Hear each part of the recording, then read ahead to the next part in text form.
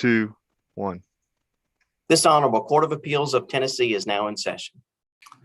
Before Mr. Chairman calls the case, just say that we don't anticipate any technology-related problems, but if we should have any, everybody just take a deep breath and we'll pause and work through it. Call the case, please, Mr. Chairman. Robert Glenn Presswood versus Tonya Denise Presswood. We'll hear from the appellant. Morning, Your Honors. I've saved 5 minutes for rebuttal time. I'm Phil Jacobs on behalf of the appellant, who I may refer to as wife or Miss Presswood. This is a post-divorce action from the parties of divorce by final decree on August the 5th of 2014.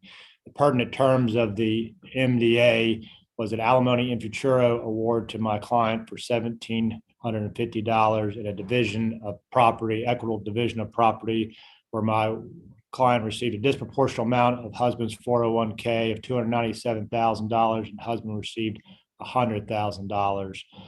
Also, very importantly, my client was received half of husband's pension. They each got a car, and the remainder of the marital estate was fairly benign or small.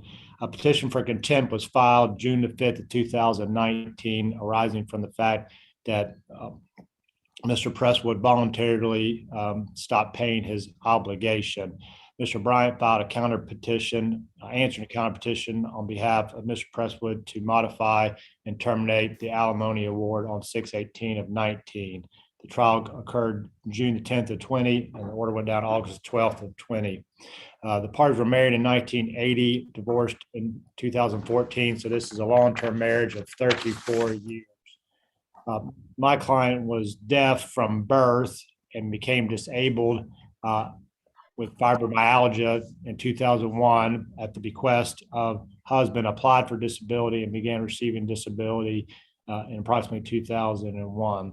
Husband was a long-term employee for Lonza and worked for Lonza for 38 years. My client, the proof demonstrated, had increased health issues after the divorce, including asthma, kidney failure, type 2 diabetes, and was on 7 different medications at the time of the trial. Her needs also had increased, as demonstrated by her affidavit of income and expense.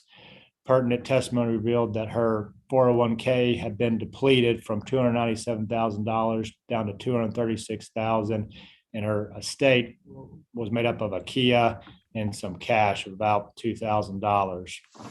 She had depleted in the 3 previous tax years approximately $22,000 on average each year to meet her monthly needs. Her income was made up of some Social Security, some disability, and the alimony, and then supplemented that with her withdrawing from her 401k. Husband's estate had grown from $100,000 in his 401k to $250,000.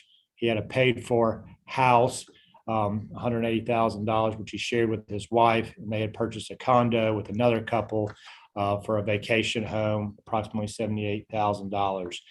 Mr. Presswood voluntarily retired in 2019, resulting from what he stated was insecurity or uncertainty revolving around Lonzo being sold for a second or third time.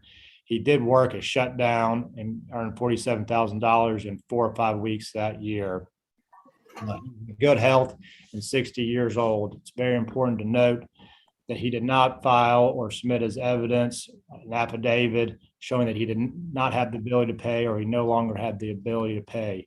And of course, he was the moving party to petition the court to terminate or reduce his obligation. Wife clearly showed that she had an ongoing need through an affidavit demonstrating at least a need $1,250 even after she began receiving the pension. Forgive me for leaving that out in chronological order.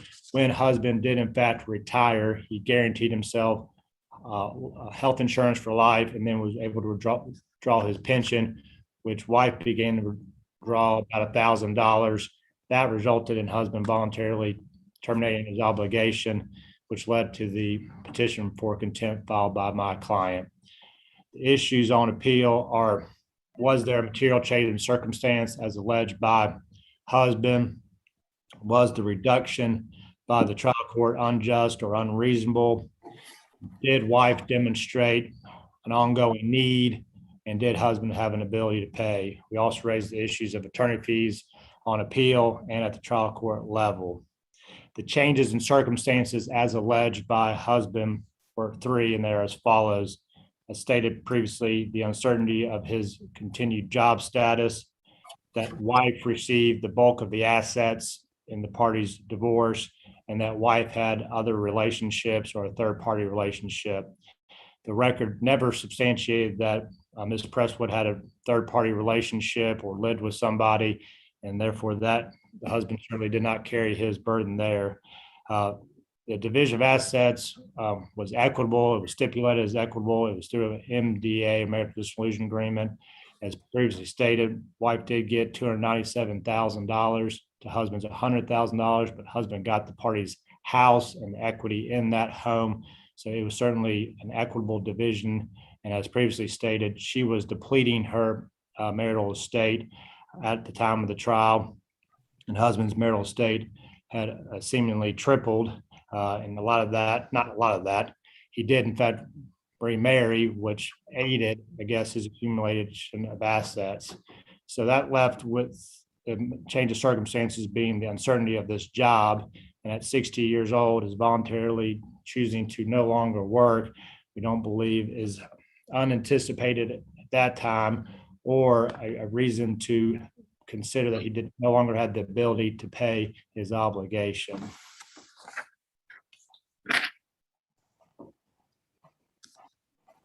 The husband, by not filing an affidavit with the court or swearing to his expenses through an affidavit or demonstrating that he did not have the ability to pay, left him falling short of his burden in this case, that he did not have the inability to pay this obligation moving forward. His decision to retire still left him with considerable assets, considerable ability to earn, and considerable ability to pay his obligation through his other assets. Wife certainly demonstrated and wasn't questioned by the court that she had an ongoing need of $1,275, which would have been a reduction in the $1,750 that she was entitled to. Again, she became disabled during the marriage, in a long-term marriage. So the other factors in 36-5-121 certainly support an ongoing claim for alimony in futuro, long-term marriage. Counsel, excuse me for interrupting. As I understand, you made reference to the uncertainty of his continued employment. He retired after 38 years. Is that correct? He did. Was this uncertainty based primarily upon what was going on with his employer and any changes that might be ahead? The statement was made that his employer was going to be sold maybe a third time. He'd already taken a lateral move or even a promotion to move from the Cleveland area to Atlanta, and the company was going to sell again. And he was given the opportunity to accept retirement and retain lifetime health insurance and began receiving his pension. So based on that opportunity, he took early retirement. But it was stated that he was concerned that his company was going to be sold for a second or third time. Does the record in this case include a transcript? Does not include a transcript. There was not a court reporter present, so there was not a transcript available. There's a statement of evidence submitted by the appellant and not contradicted by the appellee. We had a detailed transcript from, I believe, Judge Puckett's ruling, so we were able to derive some of his findings and substantiate the record that way by filing a statement of the evidence. Thank you.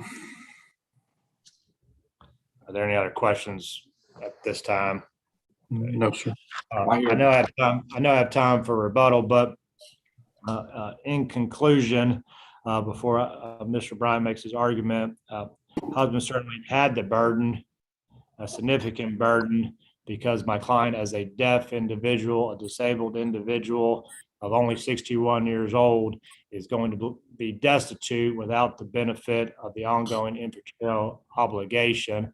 And certainly husband, who is more financially secure, significant estate, significant assets from which to draw from to pay the obligation should not leave her destitute, so he can retire, quote unquote, early to avoid certainty of his long-term employer selling. He had other opportunities to work. The record indicates that he worked just 4 to 6 weeks in the same year, 2019, and made $47,000. So we believe because he did not submit an affidavit, he did not carry his burden, because it was not Ms. Presswood's burden to retain her obligation, that the petition should have been denied. Thank you, counsel. You have your time for rebuttal. We'll hear from the appellee. Thank you, your honors. It pleases the court, Mitchell Brown of the McMinn County Bar, here representing Mr. Robert Presswood. Want to go back and talk about a few of the facts that Mr. Jacobs had brought up, and just these parties were divorced in 2014. It was an agreed to divorce. They entered into a marital dissolution agreement. As Mr. Jacobs pointed out, Ms. Presswood received a disproportionate amount of the parties' assets. At that point, and Mr. Presswood, I think, also took on all the parties' marital debt as well. Mr. Presswood, the only job he has ever worked was with Lonza, which is Olin Chemical, and they changed their name to Lonza. Worked his way up from, I think, just being an in-plant employee to, I think he was in charge of material handling there at the time that he left. When they got divorced in 2014, he agreed to pay $1,750 a month in alimony. And I would point out to the court that at the time of the divorce, Ms. Presswood had already been disabled for 13 years, really, and she was deaf since birth and really had not ever worked. She did arts and crafts and worked some shows and things of that nature, but really had never had a substantial income. She was already drawing Social Security disability. So after the divorce, she had the Social Security disability, which comes out to about $600 a month, or $405, I think was the net, and $1,750 a month in alimony. So a total of $2,155. Mr. Presswood's employment with Lonza became problematic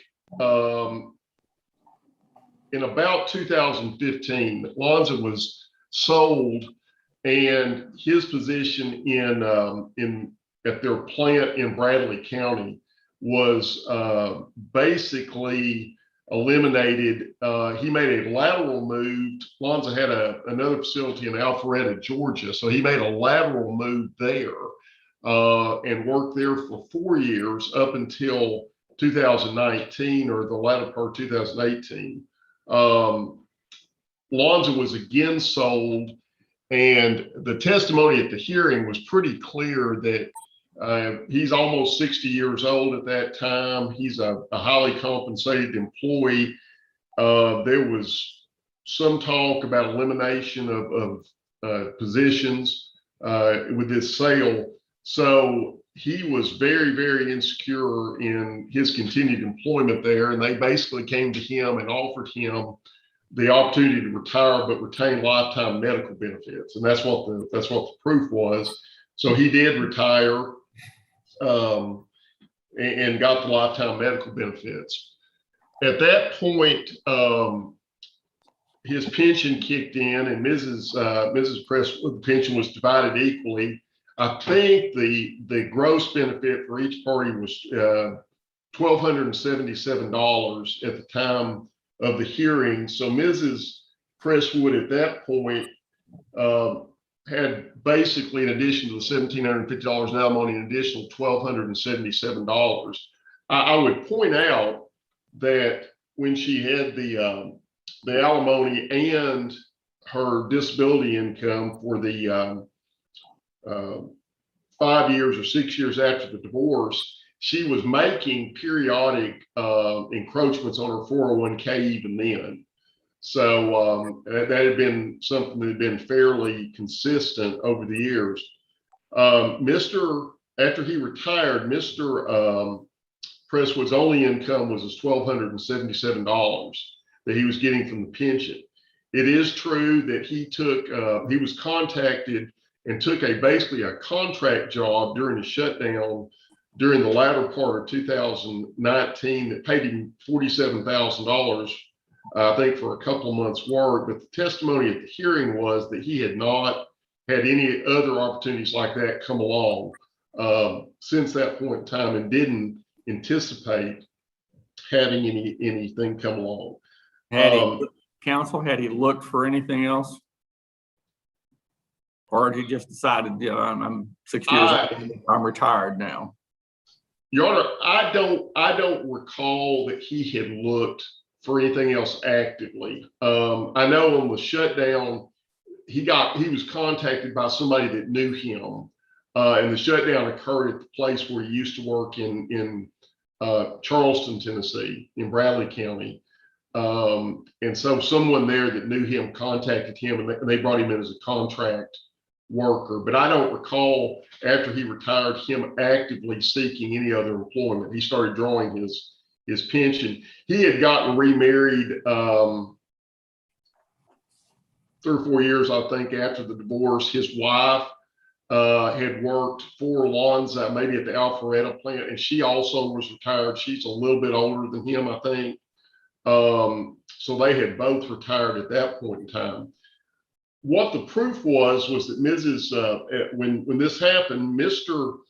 Presswood, I think mistakenly so, thought that once she started receiving the pension income, the alimony ceased. And that's why he tried to talk to her about it. There was proof in the record about that he had sent her some emails, said, hey, we need to sit down and discuss this. She did not respond to that, so he stopped paying. Mr. Jacobs filed a contempt petition. He came to see me. I said, hey, you can't stop paying, without a court order. So he immediately caught that up. I mean, I think sent a check within a week, maybe paid 2 months or 3 months of back alimony, and continued to draw on his 401k plan to pay that pending hearing. And it took us a while to have a hearing. We got bumped a couple times, I know. And I think once the interpreter didn't show up. It was an interesting case. Mrs. Presswood is completely deaf. And this was when COVID had started and everyone was wearing masks. So it was a trial that was kind of conducted in silence with 2 deaf interpreters there, which was a little interesting.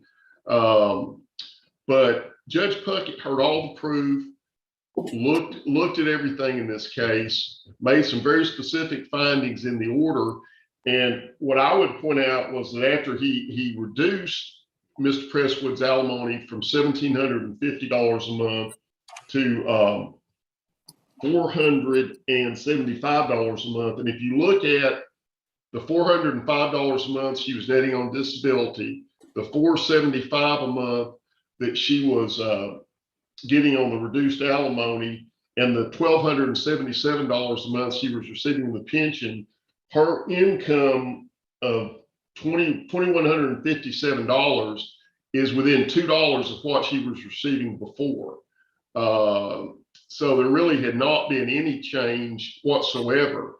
The testimony at her expenses, and I will say this in the income and expense statement, this probably is not really reflected very well maybe in the statement of facts. A lot of her expenses were anticipatory expenses if she bought a new car, and anticipatory expenses if she had to pay income tax and things of that nature. In terms of anything greater than she had at the time of the divorce, I think that she had testified that maybe she had a couple $100 in medication increases was what she had. But this is seen obviously on an abuse of discretion standard. Judge Puckett saw all the proof, heard all the witnesses, made credibility judgments, and made a finding that it was appropriate to reduce the alimony to $475 based on all the facts and circumstances of the case. He noted that Mr. Presswood, I think he's 61 now, and he's had some health problems. He's overweight, he's got some gout and things of that nature, but at some point he was going to have to retire, and this job basically just played out. I mean, this is the only place, like I said, he'd ever worked. In terms of some of the other arguments, there's an argument made about attorney's fees at the trial level, and basically Judge Puckett found that she was entitled to her attorney's fees for bringing the contempt petition. Although the only thing we tried in this case was our counter petition to modify alimony. We had already resolved the contempt issue very early on, and I think Mr. Jacobs asked for $750, and we said that was perfectly fine, and that's in the order. I would point out there was a claim for attorney's fees on appeal, but neither one of those issues were actually briefed and argued by the appellant. So I think those are waived, if nothing else, and there's just not a basis for it. But we think that the proof supported the judge's decision here, no abuse of discretion on Judge Puckett's part. And so we think that the court should affirm his findings. Does your honors have any questions? Yes, Mr. Bryant. With regard to whether the retirement was anticipated or unanticipated at the time of the MDA, what do you say on that? Well, Your Honor, I mean, I would say that it was anticipated at some point. Obviously, at the time of the retirement, he was 54 years old and worked another 6 or 5.5 years. Obviously, he's going to retire at some point in time. So I can't say that was unanticipated. And how would that affect the entitlement to a modification? Your Honor, I think we had cited in our brief, I don't think, let me look here, I think I know the case, but I want to make sure.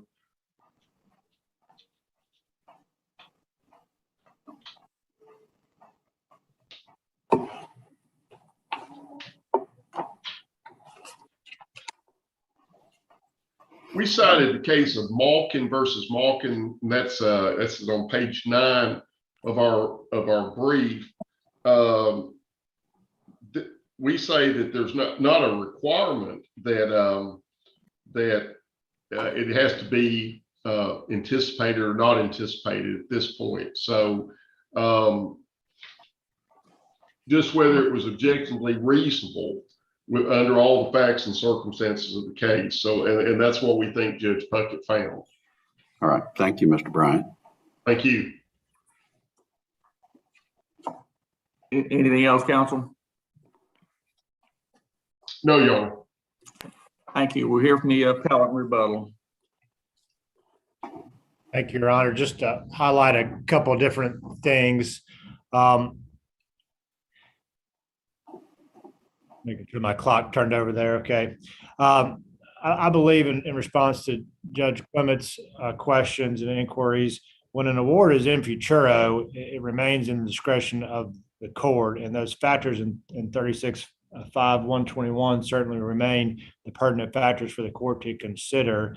And when you take the parties before the court again, a complete analysis should be done. Just to say that Judge Puckett evened it out and made sure that Ms. Presswood received the same amount of money that she was receiving in 2014 doesn't quite meet the standard that is set before. We had to take Ms. Presswood as we found her in 2020, which was an individual in desperate need of additional needs that she established through an affidavit of income and expense and a reasonableness. There was no credibility issues with her. There was no finding that her affidavit was somehow deficient or she did not substantiate her need. And the fact that Mr. Presswood did not show that he didn't have the ability to pay, and he had increased his his estate, had 2.5 times more in his retirement account, had increased his, decreased his liabilities with a paid for house, and then increased his obligations with this other home that he was admittedly paying for. He certainly had the ability to pay, or it should be presumed he had the ability to pay, because he did not rebut that. And all the other factors are supportive of her as well when you talk about the length of the marriage and her contributions to the marriage, because all those things have been established by an agreement. Mr. Jacobs, let me interrupt you here. At the time of this hearing, her income and what was his income?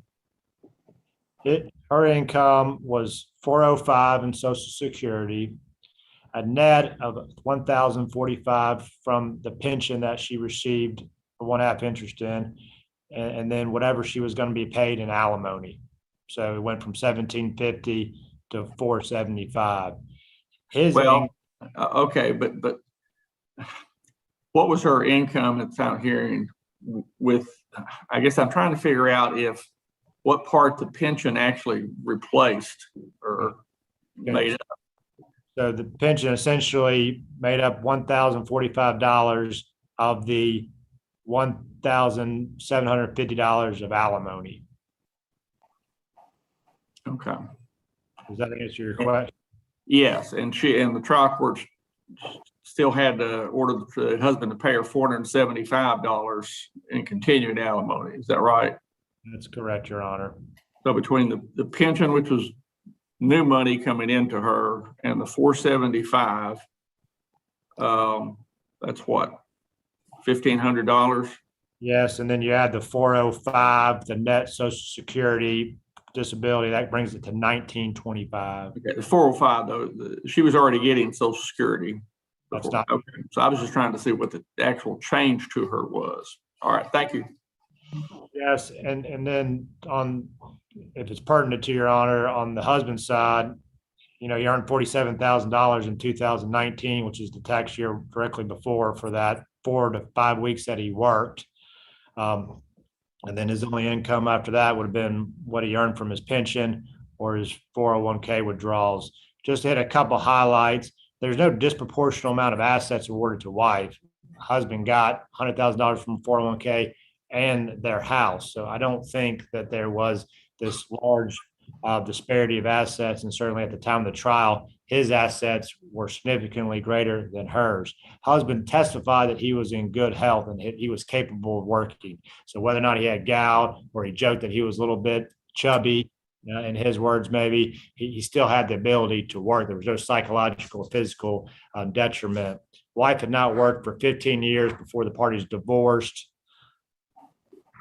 His income at the time of his retirement was approximately $120,000 or north of $120,000. And to answer or address Judge Clement's point earlier, in the MDA, his retirement or the imputuro obligation was not contingent or triggered by a retirement or drawing the pension. That was not a specified fact that would allow him to reduce his obligation. That was his presumed thought, but that was not in the MDA or agreed upon at the time of the parties' divorce. Thank you. The court thanks counsel for both sides for your briefs and your oral argument. Mr. Hibner, if you will recess court till our next case. This honorable court is now in recess until 11:30 a.m.